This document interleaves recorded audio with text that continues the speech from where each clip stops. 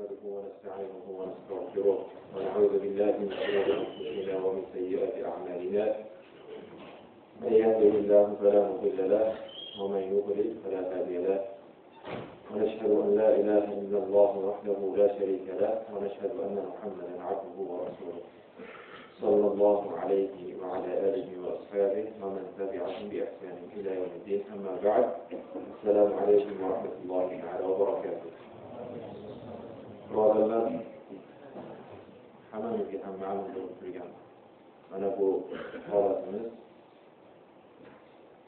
juma kunidagi olib borayotgan darsligimizdan, mav'izalarimizdan tashqari Alloh subhanahu va taoloning irodasi mana shu kunga to'g'ri kelgan ekan. Mana shu bugungi kunga dushanba kundan boshlab oldinga o'tgan ustozlarimiz, ulamolarimizni yo'llaridan yurgan yurishlik maqsadida va dushanba kuni bu o'z-o'zidan haqiqatda ixtiyor qilingan emas.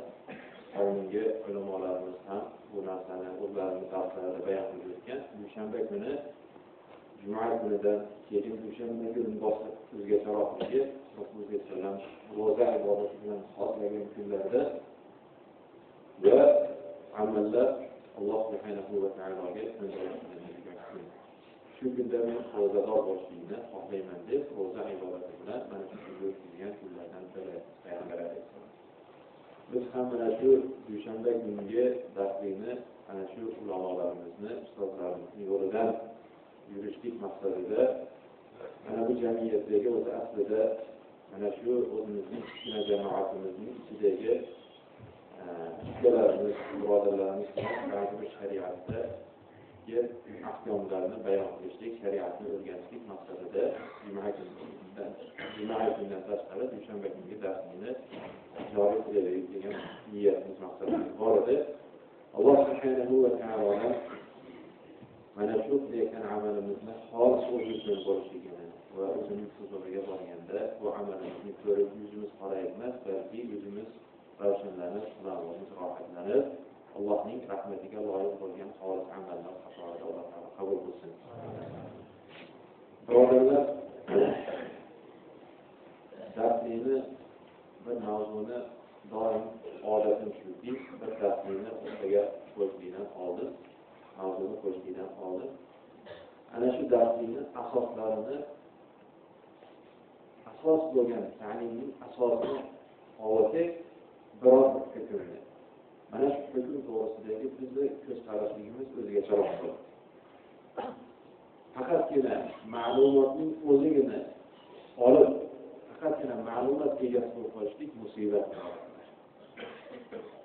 Mana shu qilinayotgan amal nima ekanligini bilishligimiz kerak. Imom Buxoriy rahimahulloh o'zlarining sirlaridan jami' sahihlarni ham, hadis so'zlarini ham vahiy bobidan boshlab turib, lekin avvalini niyat qilishni keltirdi. Biz ham mana shu salaf ulamolarimizni yo'lidan yurishlik maqsadida bugungi darsligimizni niyatga taalluqli bo'lgan niyat darsligini qilishlikni iroda qildik.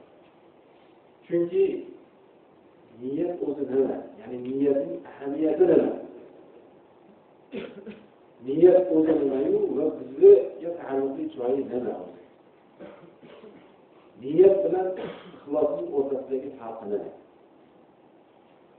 Ibodatlarda hamma ibodat, qaysi ibodatda bo'lsin, haqiqatda u e'tiqodiy ibodat bo'lsin. Insonni o'zini Alloh bilan o'zining o'rtasidagi amallar bo'lsin. Alloh subhanahu va taolo bandalar o'rtasidagi bo'layotgan aloqaga taalluqli bo'lgan ibodat bo'lsin. Inson o'zining nafsi bilan,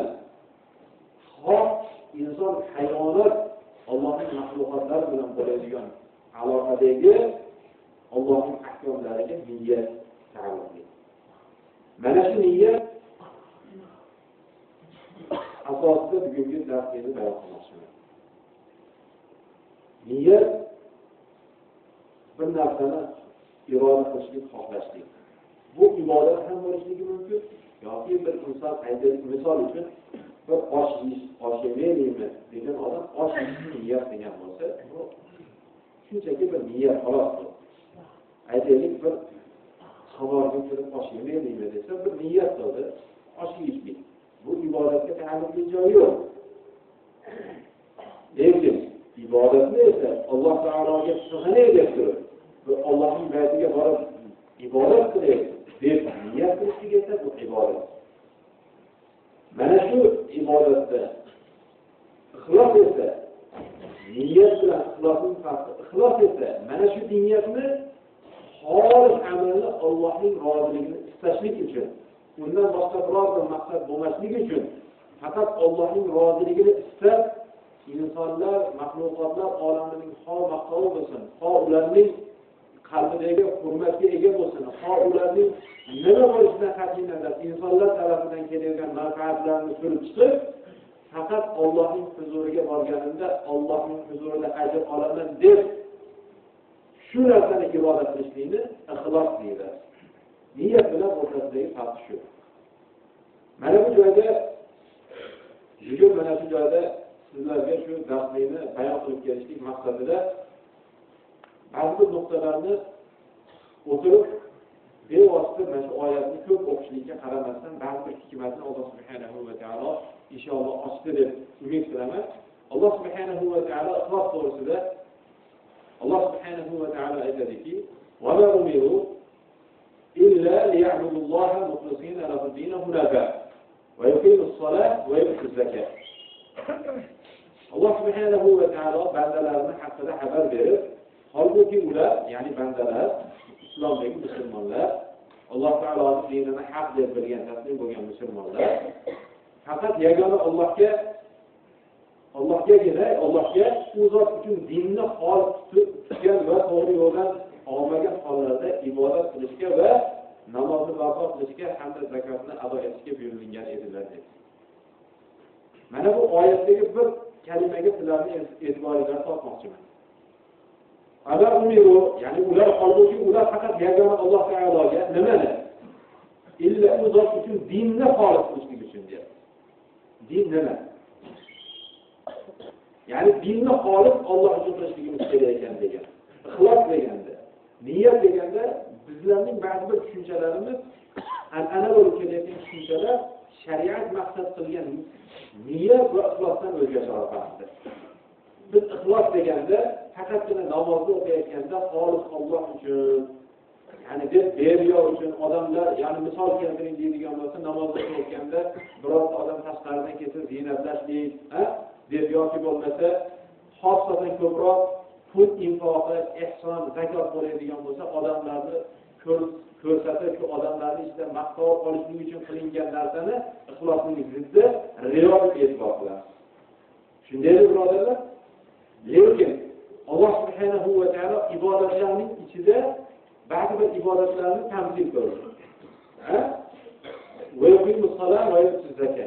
Ya'ni namozni barpo etishlikka va zakotni berishlikka buyurilgan deb ikkita ibodatni misol keltirdi.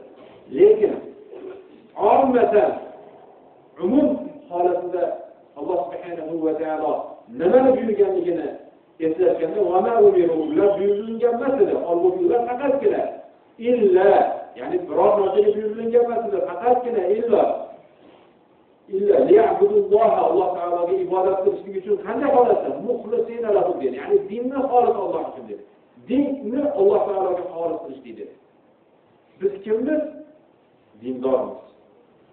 Dinimiz nima? Islom. Din nima? Din Alloh bilan bandaning o'rtasini aloqasini isloh qilishlik. Ya'ni Alloh taolo bilan inson o'zining o'rtasidagi aloqani isloh qilishlik. Bu qanday aloqalar? Alloh bilan bandasining o'rtasidagi Allohning buyrug'i talabi bor. Avvalan tavhid. Alloh o'zining yakkaligini isbot qilishligini, yakka iloh deb tan olishligini, undan boshqa biror bir maxluqot, biror bir mavjudot bor ekanki, shu narsani ilohlikka haqli degan narsadan umuman inson teskari bo'lib, bunga zid bo'lib yo'q. Faqat sig'inishlikka haqli bo'lgan zot faqatgina yagona Alloh deb Alloh subhanahu va taoloning talabi dindagi asosi avvalo tavhidni Alloh uchun xolis qilishlik. Alloh subhanahu va taolo buyurgan ibodatlar, Allohga sig'inadigan tavakkul, Alloh taologa suyanishlik, rag'bat, Alloh subhanahu va taoloning sevib Alloh taologa qarab qadam qo'yishlik, rag'bat, Alloh taolodan qo'rqishlik, Alloh irobat, Alloh taologa qaytishlik,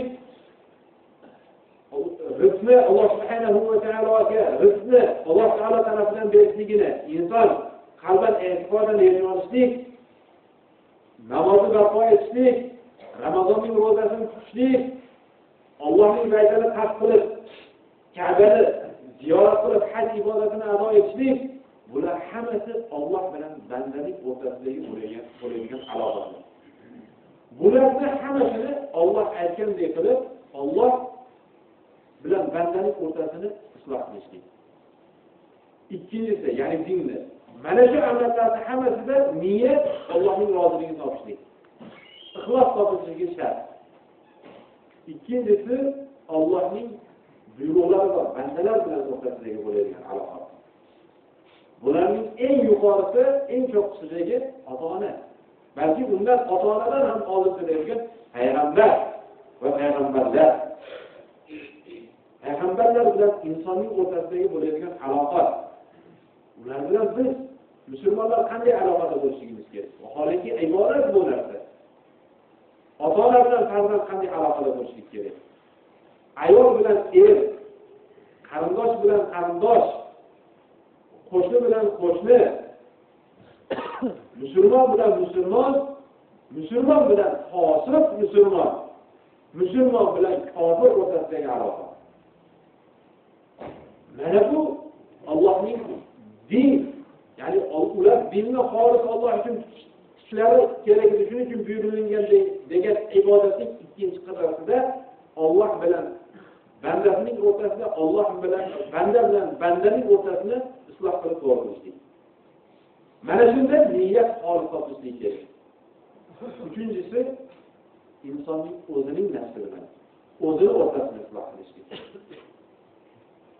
İnson haqqi bor, badanining haqqi bor, ko'zning haqqi bor, quloqning haqqi bor, qo'lning haqqi bor, ayolning haqqi bor, insonning shahvat o'rnining haqqi bor insonning ustida. Mana shularning hammasini aqli bilan emas, nafsi bilan emas, balki Allohning qonuni bilan, Alloh aytgandek, Alloh aytgan yo'l bilan qondirishlik yoki uni haqqini ado etishlik. Mana bu ham din. Ve dinning to'rtinchi rukni esa mahluqotlar olami. Suv, yer, hayvonotlar, osmon shular bo'ladigan insonning aloqasi. Mana shu aloqalarning hammasida Alloh subhanahu va taolo xolis o'zi uchun bo'lishini talab qiladi. Ixlos to'g'risida bu narsani birodarlar muhim bir nuqta bor. Ixlos shu qadar muhim narsaki, insonning qalbidagi niyat shu qadar qadri va uning ahamiyati shu qadar muhimki, misol uchun boshqa ibodatlar bilan misolini oling. Boshqa ibodatlarni namoz o'qishlikni misolini olaylik. Eng islomning ustuni bo'lgan. Ya'ni islomda namozsiz kishi musulmon bo'lmaydi. Shu qadar muhim bo'lgan namoz bilan ixlosni, insonning qalbidagi niyatning kalasini o'rtasidagi farqni qarang. Namoz o'qishlikni o'rgangan odam namozni ta'alluqli bo'lgan oyatlarni misolini oling. Namozning vaqtlarini misolini oling. Namozning kayfiyatini, suratini misolini oling. Namozning ichidagi azkorlarni misolini oling. O'rganing. Bitta o'rganib, qattiq ishtihoq qilib, qattiq harakat qilganda namozni to'liq oling. Chunki Rasululloh sallallohu alayhi vasallam aytdilarki, "Sollu kama ra'aytumuni usolli." Meni ko'rib turganingiz namoz o'qinglar degan ekanlar deb takbiratul ihромdan boshlab taslim va salomdan keyingi azkorlargacha namozni mukammal o'rgandik. Keyin namoz buzilishligi mumkinmi? Mumkin xato, lekin insonning kayfiyatidagi suratdagi, tildagi yoki qo'l yoki oyoq yoki boshdagi harakatlarni misolini oling. Ruku sajdada yoki tashahhudda yoki qiyomda turishlikda yoki qo'lni Alloh taologa ta'zim bilan bog'lashlikda, Allohning yo'lida bog'lashlikda. Inson xato qiladimi? Ayting, namozda qanday qilib takbiratul ihromga kirishlikda o'rgandik. Allohu akbar deb kirishlik. Misol uchun aytaylik, Imom Azam Abu Hanifa rahmatullohi alayhi ijtihodlarga binoan ikki quloqning yumshog'iga tegsin yoki uning barobariga ko'tarilsin deb o'rgandik. Xato qilasizmi, qilmayapsizmi qaysi? Qilmaysiz. Bo'ldi, ketadi. Rukuda turganda yoki sajdada turganda 7 ta a'zo bilan ikki qo'l, ikkita tizza, ikkita oyoqning uchi va peshona bilan bosh sajda qilishlikni o'rgandik. Oyoqni ko'tarib turib bo'lmas ekan, qo'lni ko'tarib turib bo'lmas ekan. O'rgandik. Xato bo'ladimi? Bo'lmaydi. Bu shu bilan kunni oxirigacha qasddan xato qilmasak yo bizyonan xato qilmasak ibodat ketaveradi. Ramazonni misolini oling. Ramazonda subhiga, subhi sodiq, ya'ni rost yo'l fajr vaqti kirgan, ya'ni azon vaqti kirishligi bilan yeyishdan, ichishdan, ayoliga yaqinlashlikdan nima shomga qadar kun botib Allohu akbar deb azon aytgunga qadar shu narsalardan tiyilishlikni ro'za deb bildik. Yeyorsa ro'zasi buziladi, ichiyorsa ro'zasi buziladi, ayoliga qo'shilib qo'ysa ro'zasi buziladi. Buni bildik. Shuni qaytib qasddan bo'lmasa, niyatdan chiqarib qo'ygan bo'lsa, Alloh taolo mukofotlasi deb buni ham bildik. Bilmasdan yeb qo'ysa, bu ro'zam davom etadi deb ketadi. Lekin shu bilan ro'za tutishdi. Yana qaytib ta'limga muhtojligimiz bormi yo'q? Yo'q. Lekin niyat chekadi. Niyatning muhimligi, ixlosning muhimligi. Ibodatning boshlanishligidan avvalidan boshlab, uning ado etib tugashligi bilan nihoyatga yetsa naqadar baxtlimiz birodarlar. Aytaylik, Allohu akbar deb namozga kirdik. Xolis Alloh uchun ado etdik. Undan boshqa maqsadimiz yo'q. Faqat Alloh buyurgan, Allohning roziligini istaganmiz, Alloh subhanahu va taoloni yuzini istaganmiz, jannatni istaganmiz, do'zaxdan qutulib qolishni istaganmiz, boshqa biror bir maqsad yo'q. Na oshdan ko'rib turibdi, na qo'shnilar, na mahalladagi jamoat, hech kim, faqat Alloh uchun ado etdik. Assalomu alaykum va rahmatulloh, assalomu alaykum va rahmatulloh deganimizdan keyin shu bilan ixlos bilan ibodatimiz tamom tugadimi yoki buni yana ushlab qolishlik uchun yana davom etadimi birodarlar? Yana davom etadi. Hattoki bir og'iz kalima bilan aytaylik, misol uchun jumaga keldi, hech kim tanimagan joyga borib, sizni birov tanimaydi, xolis Alloh uchun juma ibodatini ado etib keladi deb keldingizda, qaytib borganingizdan keyin boshqa niyat yo'q. Shayton vasvas qilib, shayton iblis alayhidan vasvas qilib tek qoldiradimi? Yo'q. Oshnangizga yoki ayolingizga yoki ota-onangizga bugun mazza qilib juma o'qib keldimda, hech qanaqa bir nimasi mazza qilib juma o'qidim deb ana shu joyga ketdi. Ana shu joyda amalni habata qiladi. Oldin birodarlar, ixlos bilan qilingan narsaning albatta orqasidan musibat, imtihon keladi. U imtihon musibatlardan oldin ixlos, ya'ni bu ixlosning ahamiyati to'g'risidagi, ya'ni ixlos deganimizdagi niyat. Salaf ulamolarimizdan aytilgan ekan, shunday bir voiz imomlar bo'lsa-ki, odamlarga hayotda yashayotgan va qilayotgan ibodatlardan maqsad nima ekanligini doim tafsir, Qur'on, hadis, siyratdan emas, doim niyatlarni va qilayotgan amallardan maqsadi nima ekanligini bildirib turadigan voizlar bo'lishligini xohlardim. Birodar, har bir vaqtda nima uchun qilyapsiz? Mana bu joyda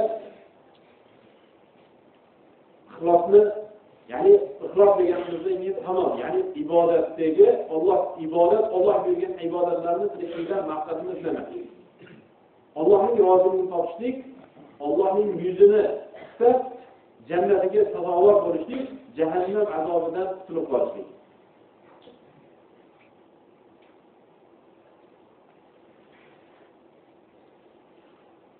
Chunki Alloh subhanahu va taolo aytadiki, فمن كان يرجو لقاء ربه فليعمل عملا صالحا ولا يشرك بعبادة ربه أحدا. Bas kim Robbiga ro'baro bo'lishdan umidvor bo'lsa, umidimiz boradi birodarlar. Alloh taoloning huzuriga qaytamiz. Alloh taolo biz bilan ko'rishadi. Alloh taologa ro'baro bo'lamiz. Tarjimon o'rtada bo'lmaydi. Payg'ambarlar bo'lmaydi. Maloikalar bo'lmaydi. Alloh har birimizni o'zimiz bilan Alloh taolo tarjimonsiz o'zi biz bilan so'zlashadi. Mana shu joyda so'zlashganda mo'min odam Alloh menga rahim qilsin. Alloh meni mukofotlasin. Alloh menga g'azab ko'zi bilan qaramasin. Alloh rahmat nazari bilan, mag'firat nazari bilan qarasin degan narsani hamma mo'min odamda, iymon keltirgan odamda bor. Alloh aytadiki, "Faman kana yarju liqa robbih" va kim Alloh taoloning ko'rishligini ro'baro bo'lishdan umidvor bo'lsa, ya'ni Alloh menga yaxshilik bilan ko'rishaman Robbim bilan deb umidvor bo'ladigan bo'lsa, u holda yaxshi amal qilsin va Robbiga bandalik qilishda biror kimsani unga sherik qilmasin dedi. Mana bu oyatda Alloh subhanahu va taolo ka'annahu hudda misol vallohu alam ey banda menga ko'rishlikni xohlasang va men bilan ko'rishlikda menga yo'liqqanda meni rozi bo'lgan holatda topishlikni agarda meni sendan rozi bo'lgan holatda bo'lishligimni xohlasang menga ibodat qilgin va biror bir narsani sharik qilmagin. Ya'ni agar oyatning zid tushunishlikda agar Alloh taologa shirk amalini qilmasang, ya'ni biror bir narsani Alloh taologa sharik qilinmasa, faqat Allohning roziligini istab amal qilib o'tadigan bo'lsang, demak men senga rozi bo'lmay ko'rishgan holatimda.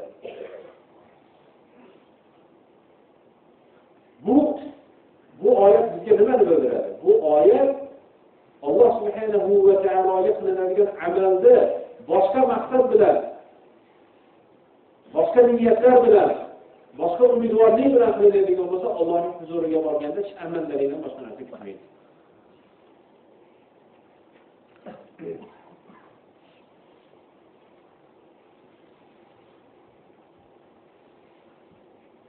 Mana bu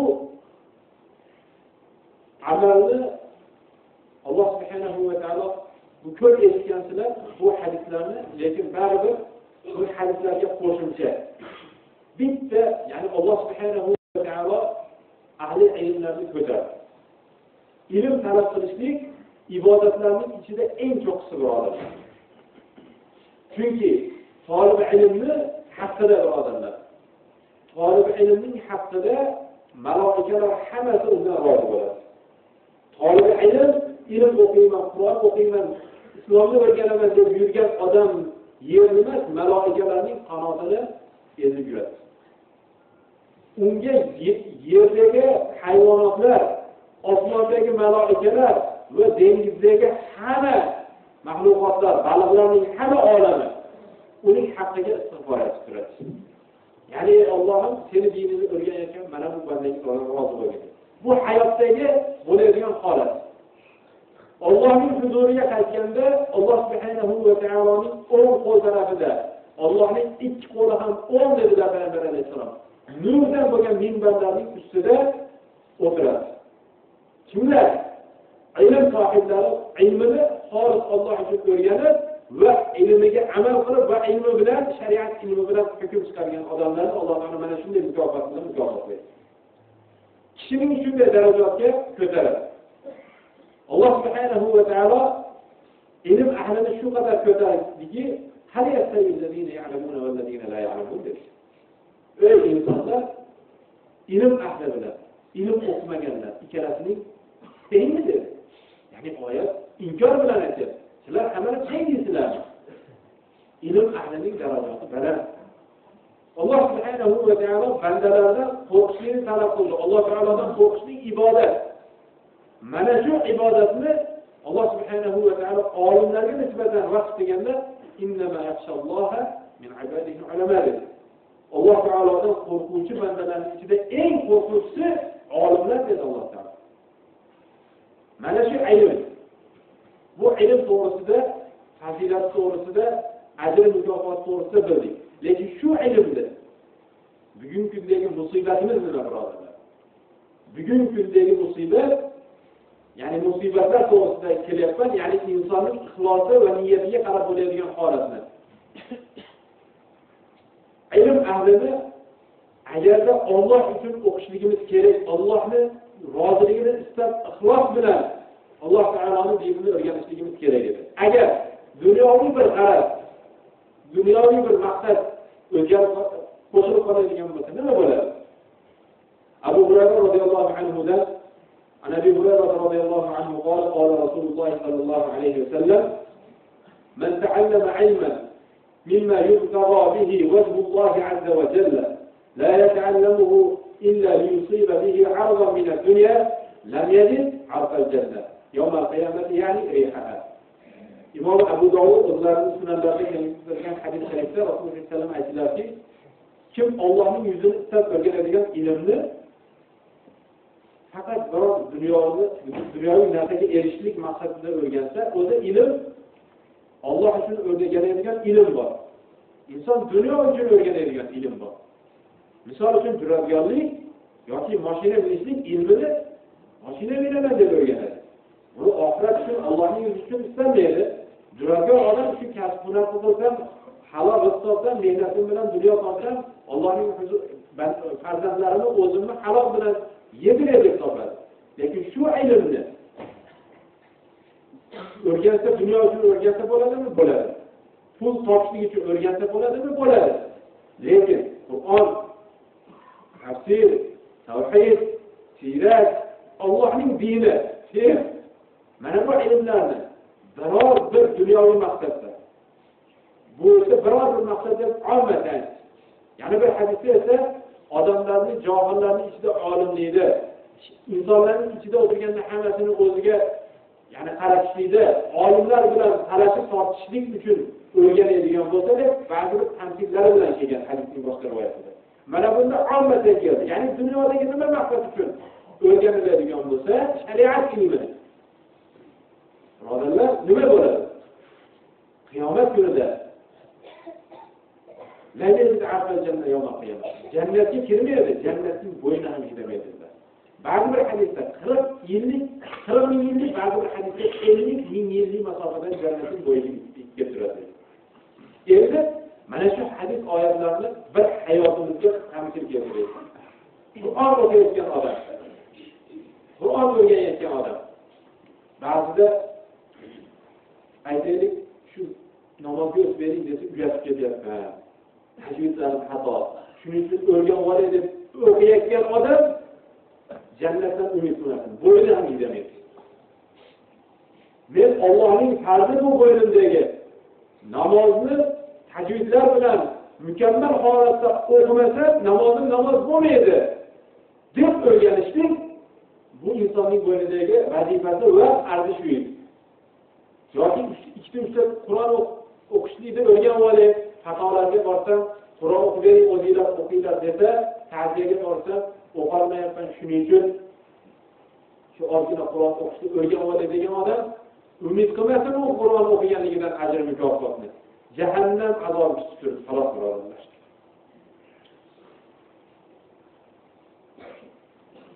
Bu ixlosning yo'q bo'lganini, ixlos insonning amalida topilmasa, ixlos nima? Desa, insonning ulamolar aytadiki, insonning xuddi jasadiga o'xshaydi amali. Ixlosni bilan ixlos shu qadar narsaki, shu qadar o'lchovli birodarlar, niyat, xolis niyat. Ixlos. Munofiq bilan mo'minning o'rtasida ajratib turgan narsa nima birodarlar? Ha? Ixlos, niyat, xolos, undan boshqa narsa emas. Rukuda qilsa ruku qiladi. Qur'on o'qiganda bir xil o'qiydi. Sajda qilganda bir xil sajda qiladi. Tashahhudda o'qiganda bir xil tashahhudda o'tiradi. Jihodga borganda bir xil jihod qiladi. Qo'lida bir xil qurol bo'ladi. Hayz namozini bir xil o'qiydi. Hech qanaqa farqi yo'q. Amalining zohirida hech qanaqa farqi yo'q. Faqatgina uning qalbidagi ixlosi niyatiga qarab. Munofiq odam amalini Allohning roziligi uchun qilmaydi. Munofiq odam odamlarning roziligini istashlik va qalbida Allohning huzuriga borgandagi ajr mukofotidan hech qanaqa umid bo'lmaydi. Mo'min odam, musulmon odam garchi amali kichkina bo'lishligiga qaramasdan, kichkina amal bo'lishligiga qaramasdan, uning qalbidagi ixlosi kishini vallohi saodat ahlidan, jannat ahlidan qiladi. Rasululloh sallallohu alayhi vasallam aytdilarki, hadisda mashhur hadis, ummatimdan dedilar. Yana bir rivoyatda oldingi ummatdan deb aytgan ekan. Men bugun o'qigan hadisimda ummatimdan bir kishini olib keladi. 9 ta kitoboti bilan keladi. 9 ta kitob, ya'ni yozilgan kitob. Uning kitobining uzunligi, varaqasining uzunligi insonning ko'z yetmaydigan darajada uzun bo'ladi. Ma'siyat shu qadar ko'p. Gunoh. Hech solih amal yo'q. Birorta solih amal yo'q. Alloh subhanahu va taolo unga hisob kitob maydonida e'tirof qilasanmi deydi. Ha, e'tirof qilaman. Bu senga hammasini sen qilgan, hammasini men qilganman yo'q, gunohlar hammasi. Uzr desa, ya Robbi uzr yo'q. Ya'ni amalni qilgan, gunohni qilgan, uzr yo'q. Shunda biror bir narsa bormi senda desa, topilmaydi. Yana bir hadisda malaikalarga aytiladi, qaranglar amallarni, biror bir narsa bormi desa, bir varaqa, bir sahifa bor ekan ya Robbi. Olinsa, ashhadu an la ilaha illalloh va ashhadu anna Muhammadan rasululloh degan kalima yozilgan. Shunda olib deganda banda aytar ekan, ya Robbi, bu 9 ta mujallad bo'lib ketgan 9 ta kitobim qaytayim, bir varaqa sahifa qayta deganda, ey bandam, bugun adolat bilan hukm qilinadi. Biror bandaga zulm qilinmaydi. Zulm qilinmaydi. Deb tarozining bir pallasiga shunday uzundan uzun bo'lgan ma'siyatlar sahifasi qo'yilganda, bitta bitoqa kalima, bir varaq kalima la ilaha illalloh Muhammadur rasululloh kalimasining tarozining ikkinchi pallasiga qo'yilganda, mana bu og'ir bosdi va jannatga kiradi. Bu yerdagi kalimaning nutqi emas, birodarlar. Yo'q, kalimaning yozilishligi emas, uning qalbidagi ixlosi bilan najot topdi. Alloh undan boshqa narsa emas. Chunki uning qalbida Alloh subhanahu va taologa bo'lgan yakkasan sendan boshqa biror bir iloh yo'q degan narsani guvohlik berishlikda va Muhammad alayhissalom sening bandang va sening elching deb guvohlik berganda faqat Allohning roziligini istagan holatda guvohlik bergan. Undan boshqa narsa emas degan maqsad. Mana bu joyda bir hadisni qiyomat kunidagi holatdan Rasululloh sollallohu alayhi vasallam xabar beradi. Holat bizga ixlosning naqadar muhimligini va ixlossiz amal bizning ko'zimizda qancha chiroyli bo'lishligiga qaramasdan Allohning huzurida qiymati emas, balki musibati borligiga dalolat qiladi, birodarlar. Inna awwalan nas yuqda yawm al-qiyamati alayhi rajulun tushhida fawtiya bihi fa'arrafahu ni'amahu fa'arafaha. Qala fama 'amilta fiha? Qala qataltuka fika hatta istashhadtu. قال كذبت ولكنك قاتلت لأن يقال جريء فقد قيل ثم أمر به فسحب على وجهه حتى أوتي في النار. İşte amel sahibi. Üçerasını hem biz görüşümüzde nihayette salih hakikatte ihlas bilen bu kadar amel yok. En güzel ameller. Birincisi kıyamet günü de birinci bulup Peygamber Aleyhisselam birinchi bo'lib odamlarning eng avval hukm qilinadigan kishi shahid bo'lgan odamdir. Birodarlar, millatchilik o'rtasida urushib o'lib qolgan emas. Birodarlar, bir-biri bilan urushib o'lib qolgan emas. Birodarlar, dunyo talashib urushgan emas. Allohning dinini oliy qilaman deb shu yo'lga chiqqan. Mana shu yo'lga chiqqan Allohning dinida jihad maydonida nari tarafda kofirlar, bu tarafda musulmonlar. Ixtilof chiqma deb turibmiz.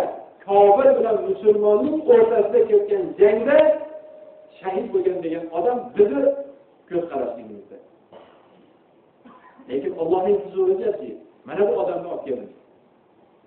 Alloh subhanahu va taolo fa'arafahu ni'amahu fa'arafaha. Unga ne'matlarni tanıttırdı. Men senga quvvat bermadim. Men senga iymon, Alloh taolo bergan ne'matlarni hammasini minglab qildi. Fa'arafaha, e'tirof qildi. Ha, Robbi berdi. Qala fama amilta fiha. Buning uchun nima qilding dedi. Birodarlar, Alloh subhanahu va taoloning mana bu so'zini men sizlarga bermoqchiman. Shahid odamga, orqasidan olim odamga, orqasidan ihsonga boy odamga hadisda aytgansizlar. Hadisni Rasululloh sollallohu alayhi vasallamga bo'lgan muhabbatimizdan u kishiga bo'lgan ummatligimiz darsimizni oxirigacha o'qib qo'yib, keyin men sizlarga ba'zi bir hadisga sharh o'taman. Ya'ni fama amilta fiha, ya'ni Alloh taolo ne'matlarini tanitgandan keyin nima qilding dedi, ya Robbi, men seni yo'lingda urush qildim. Hattoki o'ldirdim. Va o'zim ham o'ldim. Sen uchun shahid bo'ldim. Harakatda yolg'on gapiryapsan. Lekin sen qodirsan, degan yuqori jaydud, sen pahlavon, polvon ekan, jasur ekan, zo'r mujohid ekan deb nom qoldirishlik uchun qilgansan bu narsani. Haqiqatda sen uchun aytildi. Bo'ldi, odamlar aytdi, shahid olib ketdi dedi. Polvon edi dedi, jasur edi dedi. Kufrdan qo'rqmasdi bu odam dedi. Aytish bo'ldi senga. Bo'ldi, mujohidin olding. Summa umira bihi fasuhiba ala wajhi hatta ufiya. So'ng yuziga sudragan holatda sudra bor hatto jahannamga do'zaxga. Birinchi bo'ldi birodarlar. Hadisni sharhiga kelgan aytamiz. ورجل تعلم العلم وعلمه وقرأ القرآن فوتي به فعرفه نعمه فعرفها. قال فما عملت فيها؟ قال تعلمت العلم وعلمته وقرأت فيك القرآن. قال كذبت ولكنك تعلمت العلم ليقال عالم وقرأت القرآن ليقال هو قارئ فقد قيل ثم أمر به فسحب على وجهه حتى وقع في النار. bir odam, olim odam, qori odam Alloh taolo olib keladi. Birodarlar, u qori bo'lib Qur'oniga amal qilmayotgan emas, olim bo'lib ilmini tashlab qo'yib, yashirib qo'yib ilm bermayotgan emas, olim bo'lib turib dinga xiyonat qilayotgan emas, dinga xizmat qilgan odam to'g'risida ketyapti. Qori bo'lib Qur'on o'qigan odam to'g'risida ketyapti. Agarda inson o'lchovimiz bilan aytadigan bo'lsak, ha o'zi olim bo'lgan bilan sotqin bo'lib ketadi-da, qori bo'lgani bilan Qur'onni tashlab yuboradi-da. Mas olim bo'lib ilmiga xizmat qilgan, qori bo'lib Qur'oniga xizmat qilgan odamni olib keladi. Alloh taolo uning ne'matlarini unga tanitadi. Men senga mana bu ne'matlarni berdimmi? Ha, ya Robbi, berdim. Nima qilding? Ya'ni senga ilm berdim. Ilmdan katta boylik bormi? Ilmdan katta ne'mat bormi? Qur'ondan katta ne'mat bormi? Bular hammasini Alloh taolo tanitadi. Hamma nima qilding? Ya Robbi, ilm o'qidim. O'rgandim va ilm o'rgatdim. Qur'on o'qidim, Qur'on o'qitdim, o'rgatdim. Desa, yolg'on gapiryapsan. Yolg'on gapiryapsan. Seni odamlar qori deyishlik uchun, seni odamlar olim deyishlik uchun o'rgangansan. Va shuning uchun ta'lim bergansan. Odamlar aytib bo'ldi, mukofotini olib bo'lding deb, so'ng buyuriladi, yuzi yerga sudralgan holatda jahannamga tashlanadi. So'ng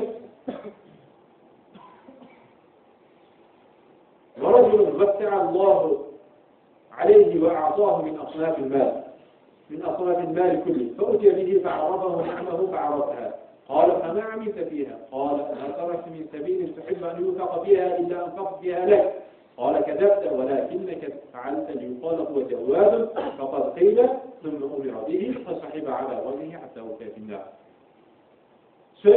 الله سبحانه وتعالى كل دنيا واسع ya'ni keng boy odamlar keladi. Dunyoning hamma tarafidan berilgan. Dunyoning turini berilgan. Boylar demaylar birodarlar. Boylarning ichidagi hadisning matniga yaxshi e'tibor beraylik. Alloh dunyoning hamma bobini ochib olgan. So'ng u odamni olib kelinadi. Alloh taolo unga ne'matlarini tanitadi. U taniydi. E'tirof qiladi ne'matlarini, e'tirof qilaman dedi. Nima qilding dedi.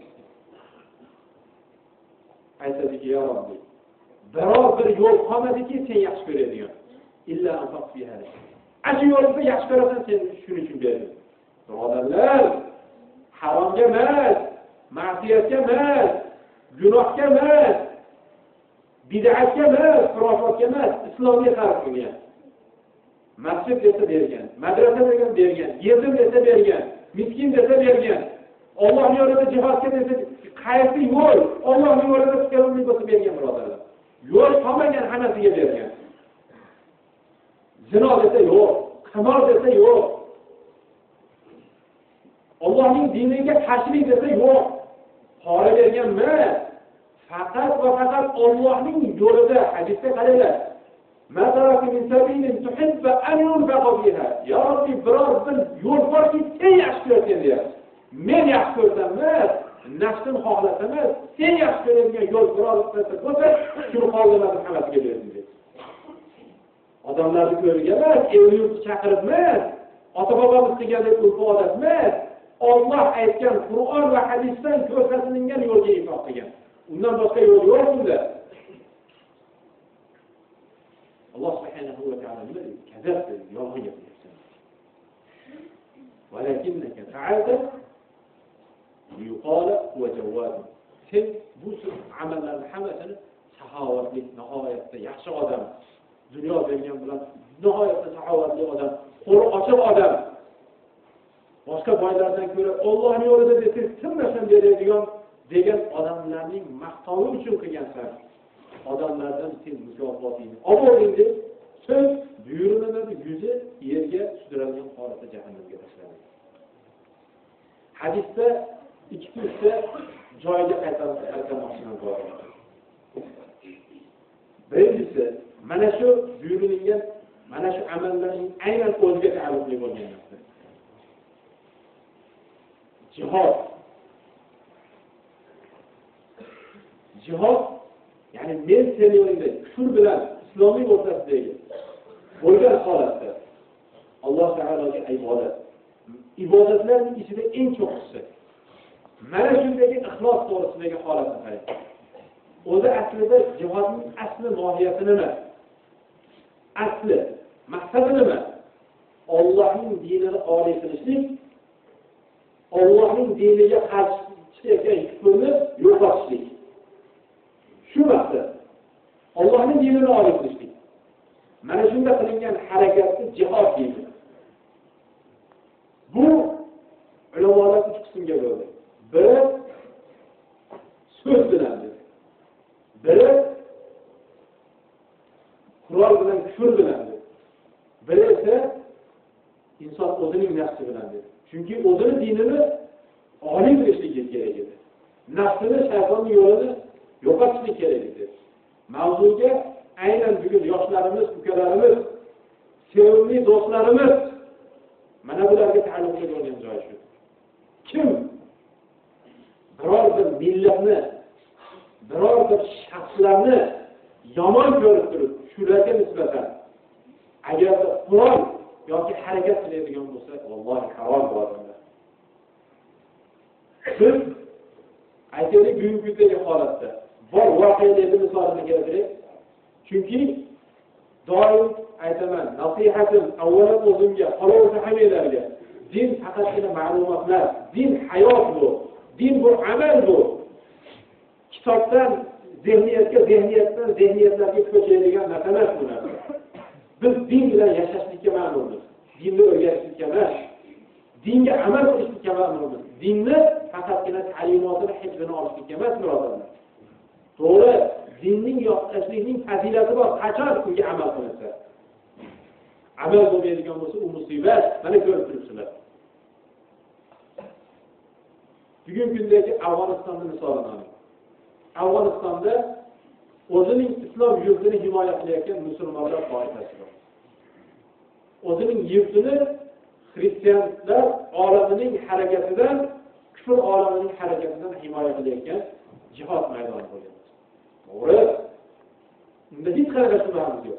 Lekin shuni kim maza qilib kofirni o'ldiraman deydigan bo'lsa, shu odam ixlos topilmaydi shu odamga. Mana shu amal uchun jahannam kutib turibdi. Maza qilib kofirni o'ldiraman deb, maza qilishlik uchun o'ldirilmaydi. maza qilishlik uchun jihod qilinmaydi. Jihoddan aynan ixlos amalining naqadar muhimligini Ali ibn Abi Talibning bir holati bilan bunga izoh bermoqchiman. Ali ibn Abi Talib radhiyallohu anhu jihod maydonida shunday mushrikning bo'yniga qilichni shunday urayotganda mushrik yerda yotibdi. Ali tepada radhiyallohu anhu qilichi bo'ynida. Nima qildi? Mushrik odam oxirgi o'zining imkoniyatini, unga ziddiyatini berdi. Yuziga tupurib oldi. Yuziga tupurib oldi. Ali ibn Abi Talib shunday qilichini olib ketdi. Nima qilding? Nimaga qayting qatldan dedi? Allohning roziligini istagan holatda senga urush e'lon qilinganida shu maqsadda sen bilan jihod edim. Hozir o'ldirsam nafsim uchun o'ldiraman. Chunki shaxsiyat kirib qoldi bu yerda dedi. Shaxsiyatim kirib qoldi. Chunki sen meni yuzimga tupurding. Shuning uchun endi o'ldirmayman dedi. Mana shu amali hali mushrikni islomga kirishlikka sabab bo'ldi, birodarlar. Shaxsiyat degan narsa, adovat degan narsa. Misol uchun aytaylik. Otamiz, akamiz, o'zimiz 3 kishimiz jihod maydonida turibmiz. Misol uchun otamiz shahid bo'ldi deylik. Allohning yo'lida shahodatni nafsini berdi. Jihod maydonida. Bu joyda qasos degan narsa yo'q. Tamom. Ya'ni otamni qasdini olaman deb turibdi. Agarda aytaylik, bir taslim bo'ldi, asirga tushgan odam. Otasini o'ldirgan odam asirga tushib qoldi. Misol uchun, hali unga hukm ijro qilinmasdan turib, bu kofir bo'lsa deb turib, otamni deb turib o'ldirib oladigan bo'lsa. Qani ixlos bu yerda? Dinni, ya'ni Qur'onni va harakatni nima uchun qilishlik kerak? Allohning dinini oliy qilishlikmidi yo shaxsiyatinimi? Bugun mana shu mavzuga bugungi hayotimizni misolini keltiraman. Birodarlar, 70 yil kufrni davrida oldingi o'qigan ahli ilmlar, hammasi bo'yniga jinoyatchilikni bo'yniga e'tirof qilgan. Bilasizlarmi shuni? Yoshlar xabariylar bormi shunda? Oldingilar ochiq SSSRni Sovet tuzumini radikal guruhi bo'lgan. Dinni o'rganayotganlar. Ekstremistlar bo'lgan. Shuni bo'yniga olib, ekstremist bo'lsam ham men dinimni o'rganaman degan. Ular hayotda keladigan musibatga tayyor turib dinini o'rgangan. Bilasizlarmi shuni? Chunki ularning qalbida ixlos bor. Chunki dinni saqlab qolishlik, dinni o'rganib qolishlik ana shu muhimligini, farzligini agarda dinni o'rganmasak, agarda ko'chada o'tirmasak, agarda Qur'onni o'qimasak, bizdan keyin keladigan avlodda din qolmaydi. Xolis Allohning yuzini istab ilm ta'lim qilingan. Bugungi musibat maniyat bo'lib qoldi. Mening jamoatim, mening shogirdlarim, mening masjidim oldin masjidga imom bo'laman deb o'qiganman, tahlillar. Oldingilar qozi bo'laman deb o'qiganman, shayx alloma bo'laman deb o'qiganman. Oldingilar Allohning roziligini istab o'qigan. Bugungi kundagi musibat ahli ilmlarning o'rtasidagi mana shu ixlosning yo'qolganligi, undan boshqa narsa emas. Qur'on, hadis bitta. Allohning buyruqlari talab qilgan narsasi bitta. Allohning qaytargan narsasi bitta. Ixtilofli narsalarda esa ixtilofning yechimi ham, yechilmagan holatidagi musulmonlarning o'rtasidagi ahvoli ham yechilib bo'lgan, birodarlar.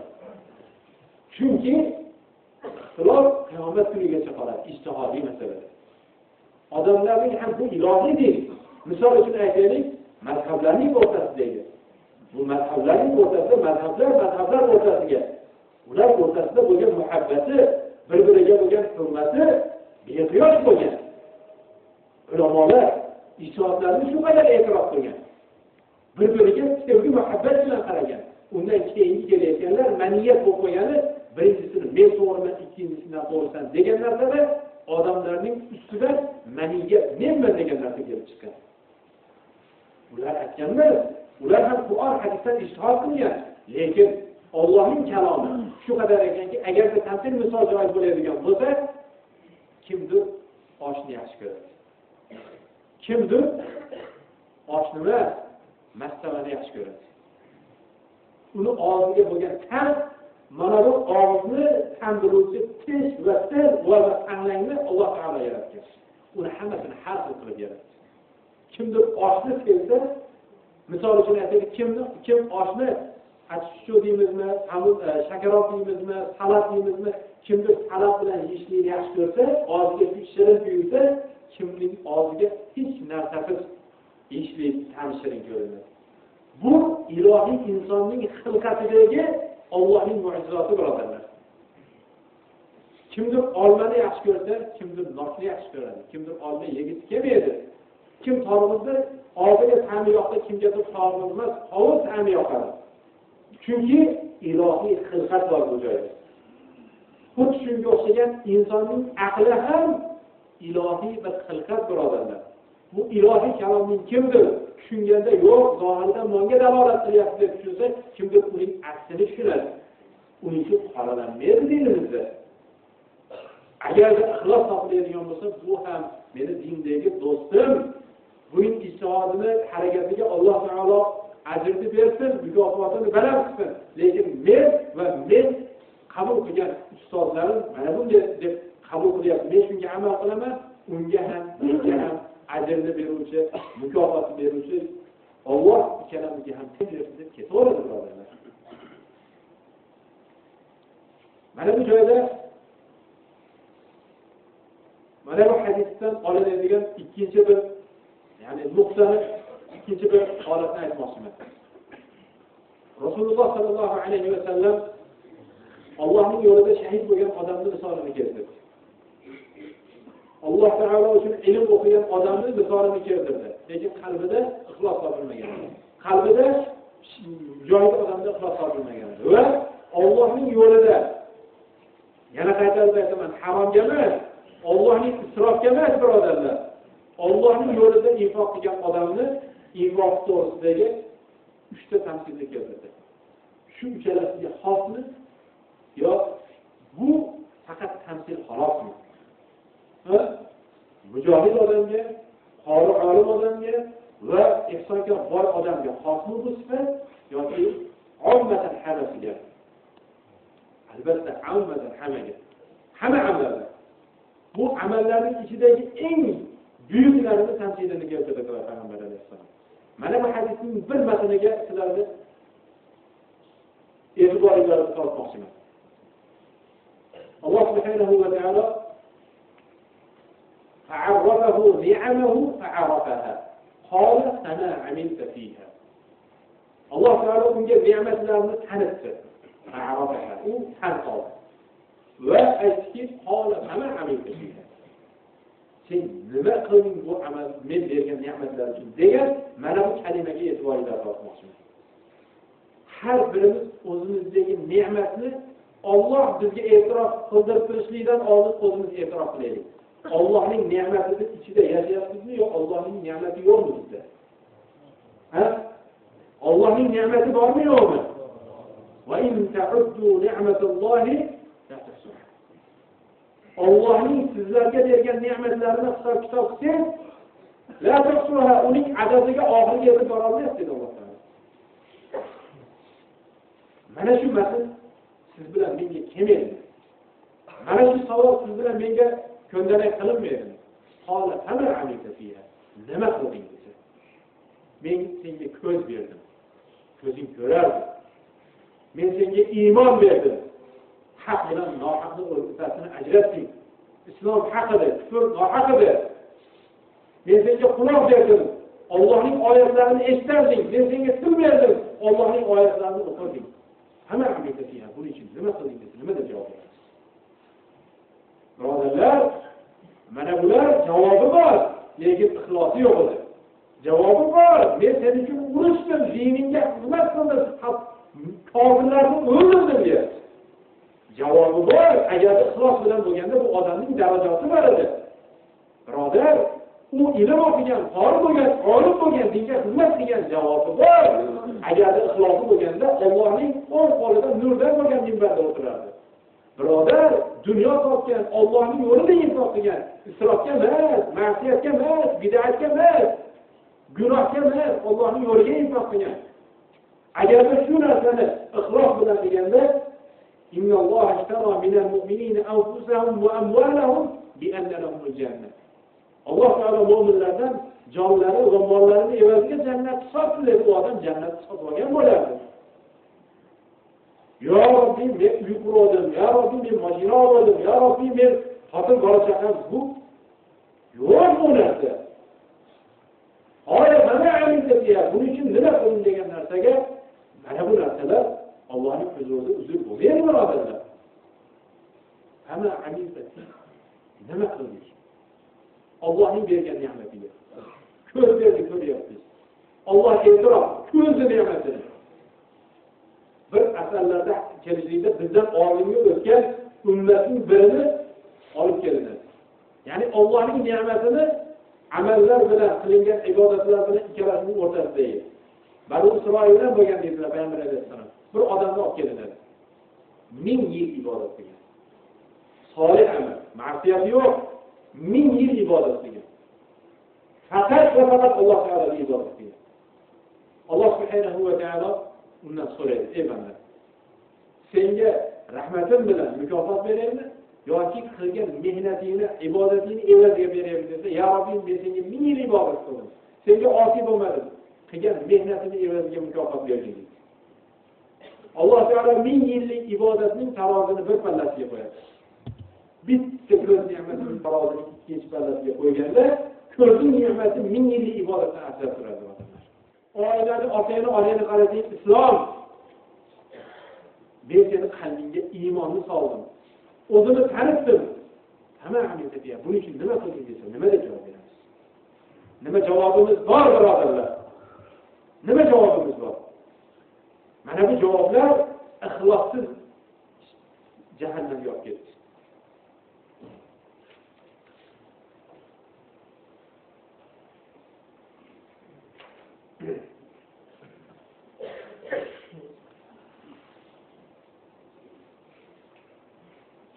Bir qoida doim o'sha aytayotgan qoidani yana eslatmoqchiman. Birodarlar, har bir amalimizni, har bir qilayotgan ibodatimizni yoki biror bir hukmni yoki biror bir buyruqni yoki biror bir qaytarishni o'rganayotganimizda uni bir nechta omillarga qarashligimiz kerak. Birinchisi, misol uchun bir oyatni Alloh taoloning nidosini aytaylik: "Ey iymon keltirganlar, ya ayyuhallazina amanu taqullaha haqqa tuqatihi va la tamutunna illa va antum muslimun." Ey iymon keltirganlar, haqqroq taqvo qilinglar va faqatgina musulmon holatinglarda vafo topinglar. Mana bu oyat. Yo bo'lmasa Alloh subhanahu va taolo aytdiki: "Kutiba alaykumus siyam." Sizlarga roza tutishlik buyurildi degan oyat. Mana shu oyat yoki biror bir darslik, misol uchun bugun niyat ixlos. Shu ko'z oldimizda shunday bir lavha, bir doska vujudga keldi. Buning har bir qirrasi vujudga keldi. Misol uchun Allohning buyruqlari. Demak, men Allohning bandasiman, men quliman. Alloh meni shunga buyuryapti. Birinchisi, Allohning buyrug'i talabi meni hayotimga to'g'ri keladimi, kelmaydimi? Qilishligim kerakmi yoki Alloh taolo mening manfaatim uchun, hayotim isloh bo'lishligi uchun aytdimi? Misol uchun Alloh subhanahu va taolo ey iymon keltirganlar deb nido qilgan oyatida qarz to'g'risidagi bo'ladigan muomalatda bir-biringiz bilan oldi berdi va qarz bo'ladigan bo'lsa, ikki odamning guvohligida yozib qo'yiladi. Ya'ni bu mening hayotim urush janjalsiz o'tishligi uchun Alloh subhanahu va taolo meni to'g'ri yo'lga yo'llab qo'ydi. Bu farzmi desa, yo'q, bu farz emas. Balki qilsak savobga ega bo'lamiz, qilmasak gunohkor bo'lmaymiz. Lekin o'zimizning hayotimiz uchun manfaat. Lekin mana bu ixlos to'g'risida qoidada ixlos desa Allohning buyrug'i, hukmi desa farz. Ixlosning fazilati, dunyodagi fazilati. Ixlosli odam qanday bo'ladi? Munofiq bilan, misol uchun munofiq bilan musulmonning o'rtasini ajratib turadi. Buning aksi ziddi. Har bitta amalning buyrug'ining aksi. Ixlosning ziddi nima? Riyo. ixlosning darajasi nima? Agar ixlos bilan bitta amalimiz o'zimiz bilan xolis olib ketadigan bo'lsak, bir dona iymonning o'zi ixlos bilan iymon kalimasini o'zimiz bilan olib ketadigan bo'lsak, saodat jannat ahlidan bo'lishligimizda shubha yo'q. Bu jannatdagi daraja. Endi aksi bo'lsa, harom, gunoh kabiralardan balki kufrga olib boradi. Uning sohibi dunyoda nifoq, munofiq bo'ladi. O'lganda jahannam. Amal qilsa, hattoki islomdagi amalni qiladigan bo'lsa, hamma havoga tushib ketadi. Hech narsa emas. Mana shu qoidalar bo'yicha Allohning buyruqlarini oladigan bo'lsak, mana shunda biz ana shu amalni qilishlik hayotimizda mujassamlanadi va oson bo'ladi. Alloh subhanahu va taolo bizni mana shu ixlos to'g'risidagi bir hadisni keltirib o'taman. Abi Hurayra roziyallohu anhu عن النبي صلى الله عليه وسلم قال رسول الله صلى الله عليه وسلم إن الله لا ينظر إلى أجسامكم ولا إلى صوركم ولكن ينظر إلى قلوبكم وأعمالكم. İmam Müslim o'zining jami sahihlarida keltirgan hadis sharifda Rasululloh sollallohu alayhi vasallam aytdilarki, Alloh subhanahu va taolo albatta sizlarni la yanzuru ila ajsamikum, sizlarni jisminglarga qaramaydi. Ya'ni bizni jismimiz polvon ekan, chiroyli ekan, qaddi-qomat kelishgan ekan, sog'lom nihoyatda chiroyli ekan deb bizni qaddi-qomatimizga yoki bizni suratimizga qaramaydi. Wala ila suwarikum, ila ajsamikum, jismingizga wala suwarikum, sizlarning suratingizga. Ya'ni oyog'i nihoyatda kelishgan polvon ekan deb bizni jasadimizga ham qaramaydi, yuzimizga, suratimizga ham qaramaydi. Walakin yanzuru ila qulubikum. Lekin Alloh taolo sizlarning qalbingizga qaraydi. Va amalikum va amaliga qaraydi. Qalbim toza deb turib qolishlik emas, amal ham solih va savob bo'lishligi, ya'ni Alloh uchun bo'lishligi va Rasulullohning ko'rsatgan sunnatlarga muvofiq to'g'ri bo'lishligi shart hisoblanadi. Ixlosni dunyodagi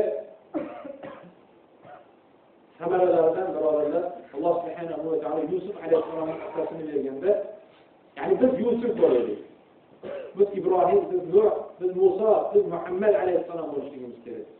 U kishilarda topilgan vaqt sifat bizda topilishi kerak. Shunga qarab harakat qilishimiz kerak. Alloh subhanahu va taolo Yusuf alayhissalomning xabarini berganda, "Kazalika linasrifa anhu as-su'a wal-fahsha innahu min ibadina mukhlisin." Shunday qilib biz undan, ya'ni Yusuf alayhissalomdan yomonlik va fahshni burib yubordik. Ya'ni biz uni fahsh va yomon bo'lgan ishlardan burib yubordik. Va haqiqat u bizning eng muxlas, ya'ni tanlab olgan bandalarimizdandir dedi. Boshqa rivoyatda esa min ibadina mukhlisin dedi. Ya'ni bizni xolis, ixlosli bandalarimizdan edi. Ya'ni Alloh taolo bu oyat bilan bildiradi. Agarda Allohga xolis amal qilib yurgan odam bo'lsa, Alloh taolo uni fahsh va munkar ishlardan Alloh taolo saqlaydi. Demak, fahsh va munkar ishlardan mana bundan bir foyda olinadi. Demak, fahsh va munkar ish qilib yurgan odam muxlis odam emas, birodarlar. Ya'ni amalini xolis Alloh uchun qilyapti. Demak, odamlarning oldida o'zingizni chiroyli amal sohibi qilib, odamlardan xoli qolganda, o'zingiz yakka qolganda, amalni qilolmayotgan bo'lsangiz, biling muxlis emasligini. Men ixlosim bor, beriyoman, Xudo uchun amal qilyapman demak, agarda odamlardan xolis qolganingizda ma'siyat, gunohlarga qo'l uradigan bo'lsangiz, bu qoida. Odamlar borligida, yo'qligida, tanishlar borligida, yo'qligida, uyda, safarda, qayerda bo'lishidan qat'iy nazar Alloh taolo ko'rib turibdi. Alloh subhanahu va taologa bo'lgan isyondan saqlanayotgan bo'lsangiz, ichki quvvat, ichki ixlos, ichki tavhid mana shu ma'siyatlarga yo'l bermayotgan bo'lsa, biling, demak, ixlos ne'mat sizga topilgan. Agar ixlos niyat topilmaydigan bo'lsa, odamlarning oldida nihoyatda yaxshi mo'min odam bo'lib, o'zingiz xolis qolganda fosiq va munofiqdan boshqa narsa bo'lmaydi. Agar ma'siyatlarga saqlanmaysiz.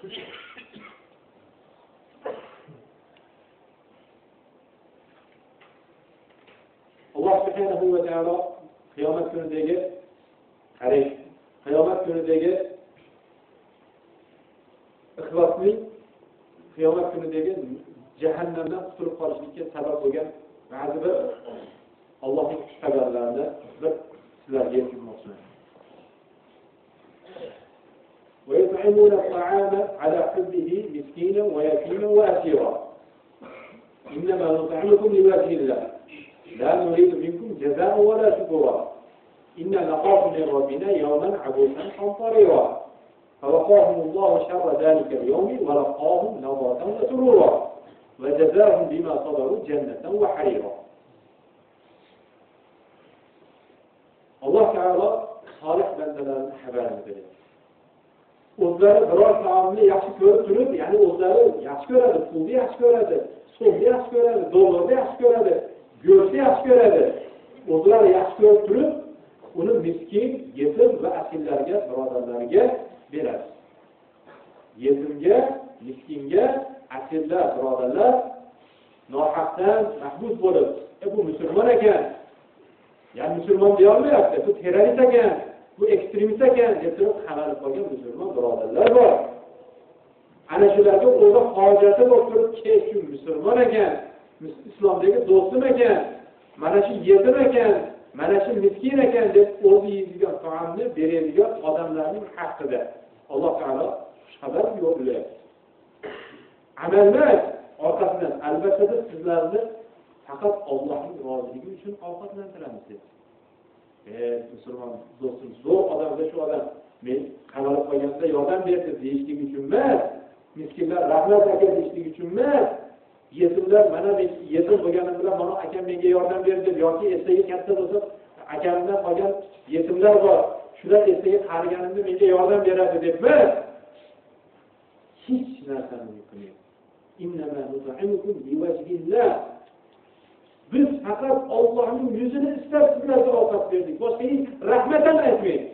La innama nut'imukum liwajhillah la nuridu minkum jazaa'an wa la shukura.